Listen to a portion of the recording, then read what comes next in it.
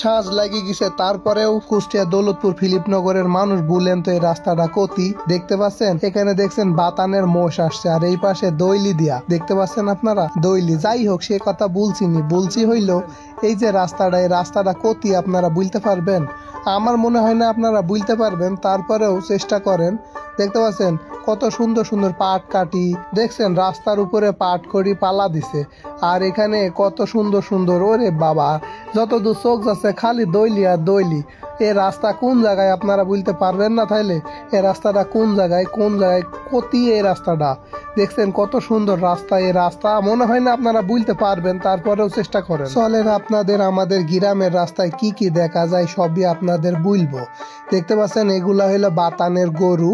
এই গরুগুলা ওই চরের মধ্যে সৈরি আইলো সারাদিন ঘাস মাস খায়া, এখন হইলো তারা হলো তাদের বাড়িতে যাচ্ছে, বাড়িতে মানে গুয়াইলে যাবে। সারাদিন চরের মধ্যে সৈরি বেড়ায় আর রাতের বেলায় যায় গুয়ালে বসি পানি টানি খায়া, আবার দিনের বেলায় আসে। আর এই যে এই পাশে দেখছেন এরা রাকাল, এরা রাকাল না পাইট তা আমি জানি না, এদেরকে পাইটও রাখতে পারে আবার রাকালও হইতে পারে। আর আমাদের এই রাস্তায় আইলে আপনারা খালি দেখবেন কি পরিমাণ, কেউ বলে নুনদা আর কেউ বলে দইলি, তবে বেশিরভাগ মানুষ দইলি বলে। এই রাস্তাটা আপনারা হয়তো চিনতে পারছেন না, তারপরেও আমি কিন্তু বুঝবো না এই রাস্তা কোন জায়গায়, বুঝলে তো আপনারা বুঝিয়ে ফেললেন। তারপরেও এই যে এই পাশে নদীর মধ্যে ঢুকি চলে যাওয়া যায়, আপনারা এখনো মনে হয় বুঝতে পারেননি আমি কোন রাস্তার কথা বলছি। তারপরেও এখনো বুঝতে পারেননি, না বুঝতে পারলে আমার কিছু করার নাই।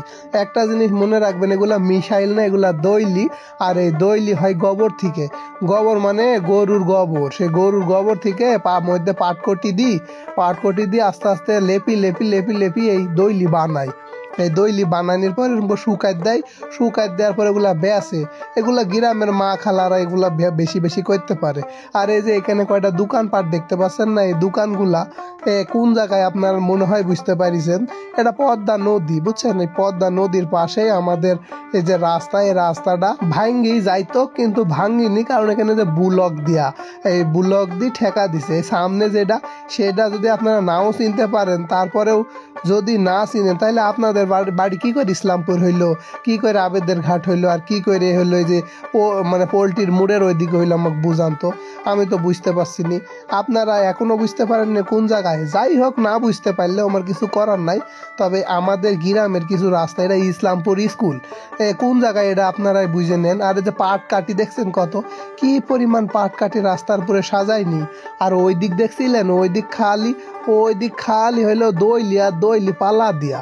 আর এই রাস্তাটা তাও যাই হোক পিচ করা, ওইটি তো মাটির রাস্তা ছিল। এই পিচের রাস্তায় আসতে চাইলে চলে আসেন ইসলামপুরে। ধন্যবাদ সবাইকে, সবাই ভালো থাকবেন, সুস্থ থাকবেন।